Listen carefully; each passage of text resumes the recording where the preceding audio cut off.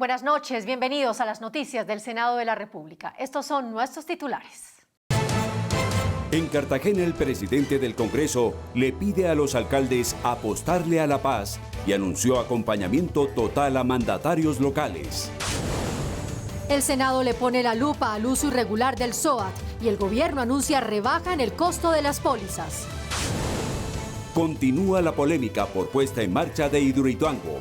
Mandatarios de Antioquia aseguran que está todo listo para operar con seguridad. Comunidades insisten en que aún hay riesgos. En el 6º aniversario de la firma del acuerdo de paz con las FARC, las mujeres del Senado piden más protagonismo en los diálogos con el ELN. Mujeres indígenas del Cauca llegaron al Congreso y recorrieron diferentes comisiones pidiendo apoyo y acompañamiento. El presidente del Congreso, Roy Barreras, participó en Cartagena del Encuentro de Alcaldes 2022. En la agenda se habló de paz, avances sociales y de infraestructura. Jairo Jacome está en la capital de Bolívar. Jairo, buenas noches. Nos encontramos aquí en el centro histórico de la ciudad amurallada, al fondo la Torre del Reloj.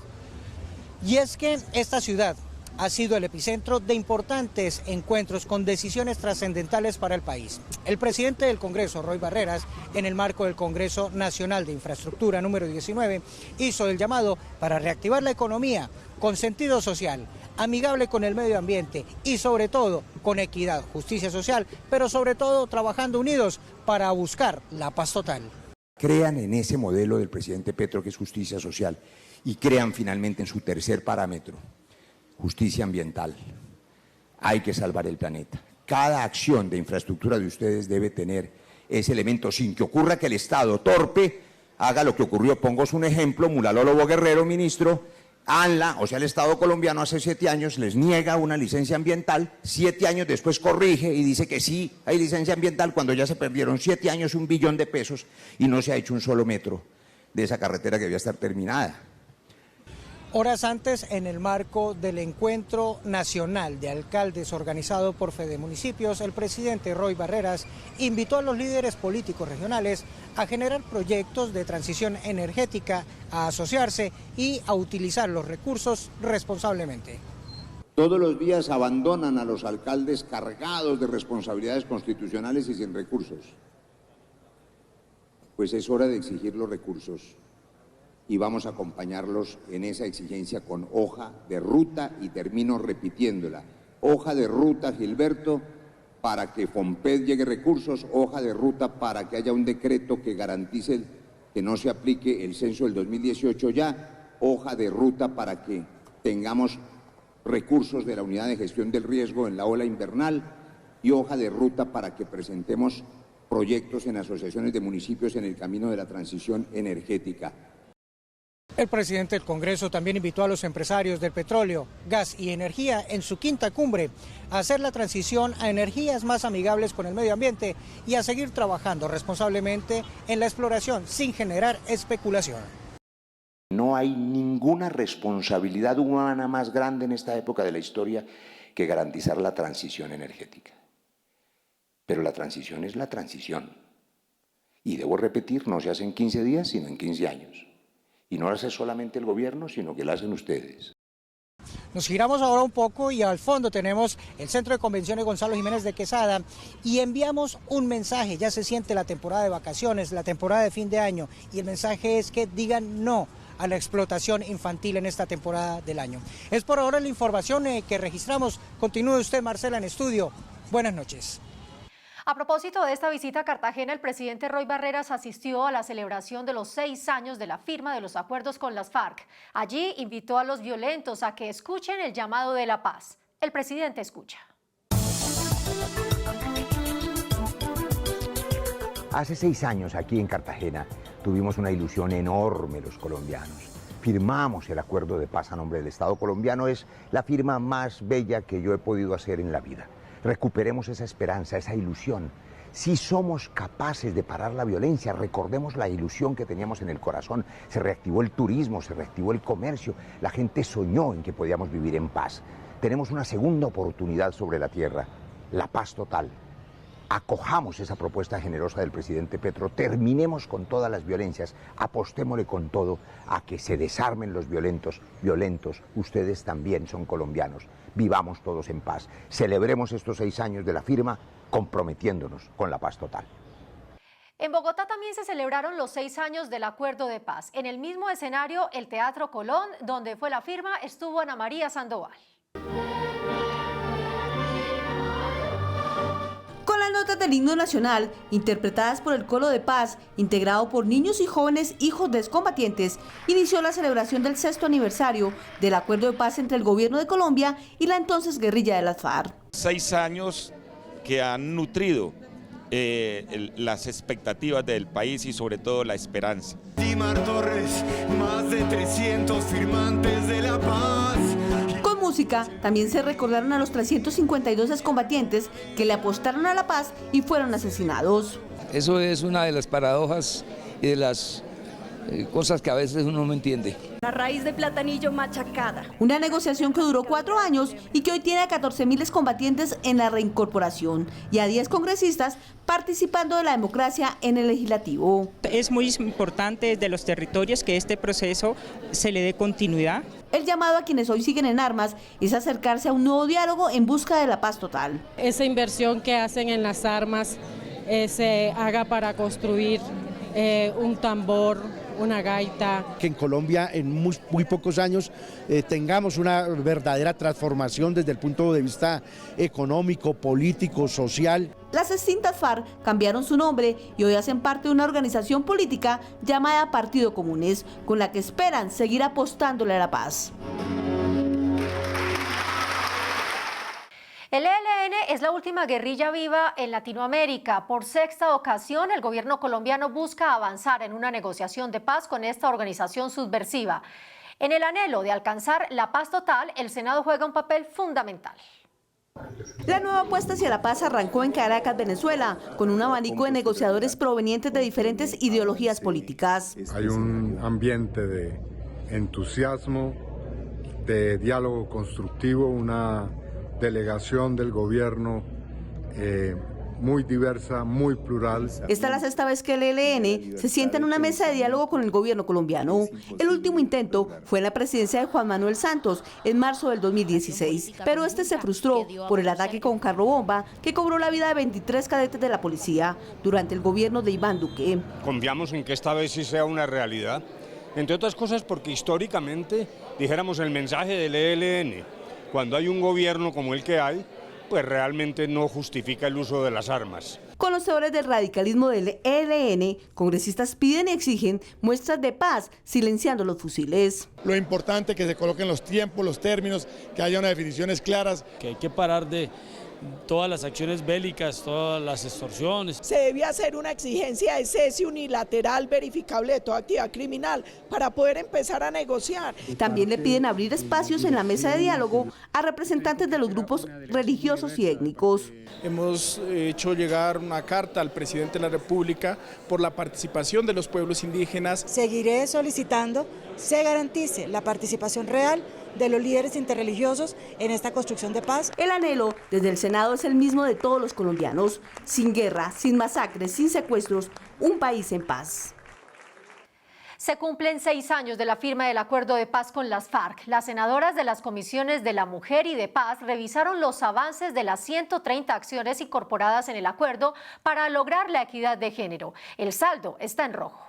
De los más de 12.000 firmantes del Acuerdo de Paz, alrededor de 3.200 son mujeres. Y aunque se destaca que es el Pacto de Paz que incluye un capítulo especial de género, los resultados aún son insatisfactorios. El tema de mujer está en precarias condiciones. No hemos avanzado, sino escasamente, si al caso llegamos al 5% de 130 acciones afirmativas que tenemos. Lo que también hemos observado en estos años de monitoreo de la implementación es que estas provisiones de género avanzan a un ritmo mucho más lento que lo que son las provisiones en general del Acuerdo de Paz. Aunque reconocen la pobreza de los resultados, desde el gobierno destacan que se han dado avances importantes en el apoyo a proyectos productivos liderados por mujeres. Más del 99% de ellas ya han logrado su inclusión total al sistema integral de seguridad social. Un número significativo de ellas también han sido beneficiarias de los diferentes proyectos productivos. La senadora integrante del equipo negociador del gobierno en los diálogos con el ELN, María José Pizarro, aseguró que es importante la participación femenina en la mesa de diálogos, por considerar que son las víctimas más afectadas por la guerra. Las mujeres nos hemos llevado la peor parte en el conflicto armado, nuestros cuerpos han sido botines de guerra, nuestros hijos e hijas han sido reclutadas, nuestras comunidades laceradas, desplazadas. Desde la Consejería Presidencial para la Mujer y la Equidad de Género aseguraron que se adelantan mesas de trabajo con las organizaciones de mujeres y organismos de cooperación internacional para que en los nuevos diálogos las mujeres sean protagonistas. Anualmente en Colombia cerca de 8.000 personas pierden la vida en accidentes de tránsito. Según Fasecolda, el uso irregular del SOAT le cuesta a las aseguradoras 500.000 millones de pesos. El Senado le puso la lupa a estas irregularidades. Fraude, evasión, corrupción, suplantación, que están desagrando el sistema. Estas fueron algunas de las denuncias presentadas por el partido Mira en el debate por irregularidades en el uso del SOAT. Hay dos manuales, uno por EPS y uno por SOAT. El de SOAT paga más y en menos tiempo. Entonces, claramente, allí es donde se dan los focos de corrupción. Durante el debate, el superintendente de salud denunció prácticas indebidas entre las ambulancias y las IPS. Cuando recogen a la víctima del siniestro, no lo llevan a la entidad hospitalaria más próxima al sitio del siniestro, sino que incluso atravesan ciudades enteras. La ministra de Salud anunció sanciones. En el sector salud se han enquistado varias mafias que presionan los recursos públicos y el gobierno no va a ceder en eso. El desangre de los recursos del seguro obligatorio, que según Fasecolda supera los 500.000 millones de pesos al año, ha elevado el costo de las pólizas, disparando su evasión. Para combatir este ilícito, el gobierno anunció una rebaja importante para ciertos vehículos.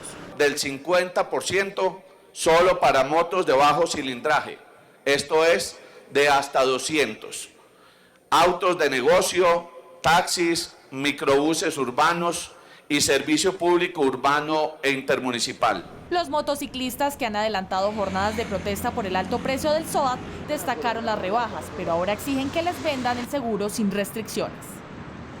El crecimiento de los delitos de alto impacto ha llevado a que más de la mitad de los colombianos se sienta inseguro. Cifras reveladas por el senador liberal Alejandro Carlos Chacón señalan que el secuestro, los homicidios y el hurto callejero con violencia tienen azotados a los habitantes del Valle del Cauca, Antioquia, Cauca y Bogotá. En lo corrido del 2022 se cuentan 4.241 desaparecidos. En Bogotá se registran 556 hurtos diarios, mientras que en Medellín y Cali superan los 100 casos diarios. Estas cifras encendieron las alarmas del Senado y urgen acciones contundentes de las autoridades. Solo en el año 2022 ya van más de 5.000 desaparecidos. Cómo Colombia sigue con una actividad delincuencial que requiere que no bajemos la guardia con la seguridad. La violencia intrafamiliar, el secuestro, la extorsión, el incremento de los cultivos ilícitos, el asentamiento de grupos ilegales son algunos de los temas que más preocupan, a pesar de la desarticulación de casi 700 grupos delincuenciales. La zanahoria la tenemos, pero le falta mayor contundencia en la del garrote. Eso pasa por un fortalecimiento de la policía y el fortalecimiento es en varios asuntos. Más tropa, obviamente, una policía rural, mejores condiciones salariales para la gente. En el Congreso le piden al gobierno ponerle la lupa a la guerra desatada entre las organizaciones criminales, particularmente los carteles de la droga. Que hay una guerra de carteles, una guerra de rutas y que el gobierno nacional debe tomar atenta nota y tomar el control necesario, sobre todo de este crimen transnacional. Uno ve con gran preocupación, con el cuento de la paz total, cómo la inseguridad en el país ha incrementado. Durante el debate en la plenaria del Senado, el Gobierno Nacional anunció la creación de una comisión especial liderada por el Ministerio de Defensa para actuar con contundencia contra la delincuencia. El alcalde de Medellín y el gobernador de Antioquia insistieron ante la Comisión Quinta del Senado en la necesidad de poner en funcionamiento Hidroituango. A pesar de las críticas, los mandatarios aseguraron que todo está listo para generar energía con seguridad. En la segunda parte del debate de control político sobre Hidroituango en la Comisión Quinta, los congresistas insistieron en la defensa de la vida como fundamento para poner en operación la generación de energía. Solidarizarnos con toda la política pública de defender la vida, pero a la vez también con toda la capacidad técnica para que Hidroituango le opere a los colombianos y le genere un 17% más de energía. Hidroituango es un proyecto que debería estar uniendo a todos los colombianos porque es un proyecto de gran envergadura que va a tener muchos beneficios, yo creo que para todo Colombia. Representantes de las comunidades del Bajo Cauca antioqueño insistieron en que todavía hay incertidumbre y zozobra por las garantías de seguridad para la vida de quienes habitan aguas abajo de la represa. Miedo absoluto, porque no nos han dado la certeza del estudio del macizo rocoso, y mientras que eso no se dé, nosotros en realidad no tenemos una certeza, una seguridad de que podemos estar seguros aguas abajo. El alcalde de Medellín, Daniel Quintero, explicó que a pesar de tener todo en regla, la entrada en operación de Hidroituango se dará después del 30 de noviembre, fecha límite impuesta por la CREC, para que EPM empiece a generar energía so pena de hacer efectivas las garantías.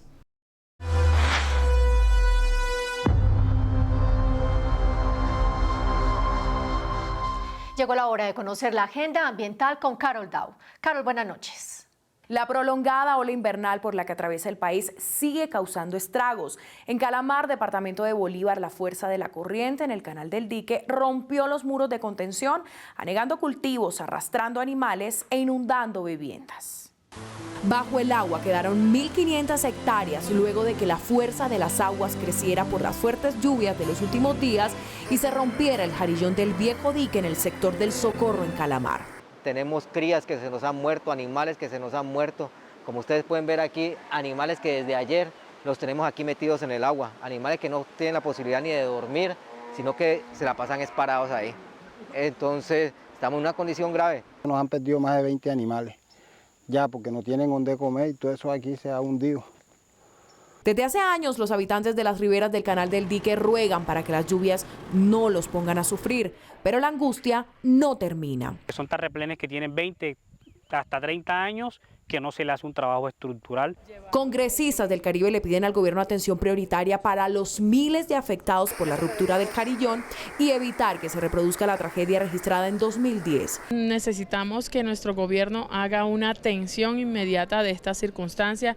Hay situaciones más complejas que otras y estas deben ser remediadas. El IDEAN advirtió que esta temporada invernal es 30% más fuerte que en años pasados, pues el fenómeno de la Niña se ha intensificado por los efectos del cambio climático. Y si por el canal del dique llueve, en la región de La Mojana no escampa. Las comunidades del sector sufren desde hace más de un año las inclemencias del tiempo y las afectaciones por el rompimiento del boquete de Caregato. Necesitamos que nos definan también qué van a hacer con los damnificados. Necesitamos que nos digan también qué va a hacer con las obras de La Mojana, pero cosas puntuales. Aquí necesitamos menos filosofía, más acción, más ejecutoria. Y en otras noticias se está adelantando un proyecto para fomentar la agroecología en el país. Este busca proteger la biodiversidad y al mismo tiempo mejorar la calidad de los alimentos. Una agricultura amigable con el medio ambiente y con nuestra salud es la iniciativa que promueve el senador Robert Daza. Se abra la puerta para transitar nuestro modelo de agricultura convencional, que es basado en abonos químicos, en venenos, hacia una agricultura más adaptada al cambio climático. El proyecto también busca la creación de la Dirección de la Agroecología Nacional, desde la cual se guiará el desarrollo de diversas estrategias para el fortalecimiento de esta práctica en todo el país. No solamente vamos a tener un mercado amplio para exportar alimentos saludables, sino que a su vez vamos a contribuir al medio ambiente. Otro de los objetivos es la protección de las semillas nativas y razas criollas de animales para la conservación y promoción del patrimonio biocultural. Con 12 votos a favor y 4 en contra, la Comisión Primera del Senado aprobó en tercer debate la regularización del consumo recreativo de marihuana. En las calles, las voces están divididas. ¿Sí o no a la venta legal de cannabis para su consumo recreativo? El noticiero del Senado consultó la voz de la calle. Un tema muy complejo en un país como este. Eso me parece como malo porque empieza como a incitar a los jóvenes a consumir. Sería un mal ejemplo para un niño. Pero no solo hay voces de rechazo. Me parece que es importante que se dé la oportunidad de que uno decida. Creo que estaría bien, ya que pues lo han vuelto un negocio. La regularización del consumo recreativo de marihuana también es visto como una manera de enfrentar el poder del mercado ilegal. Hoy la persona que consume marihuana lo adquiere de forma ilegal. La persona que quiere consumir va a consumir. El prohibicionismo solo deja muertos y organizaciones criminales. La única forma no es taparnos los ojos, la única forma es regular altamente este mercado del cannabis. Quienes se oponen a que el cannabis pueda ser adquirido de forma legal en expendios autorizados también tienen sus argumentos. Es constitucionalizar un vicio. Aquí las libertades se volvieron eso, el degeneramiento, las debilidades humanas. Entonces igual así iremos, ¿no?